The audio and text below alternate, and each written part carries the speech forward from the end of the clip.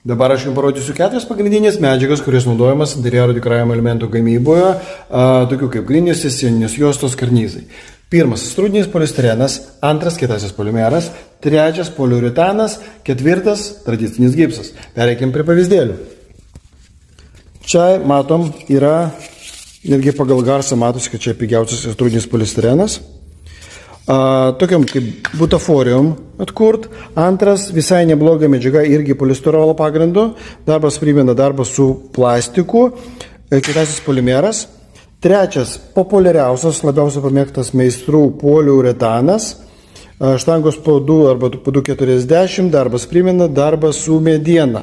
Ir kažkada labai populiarus, bet kadangi darbas su juo kiek sunkesnis su anksčiau išvardintom medžiagom, tai yra gipsas. Puikiai medžiaga.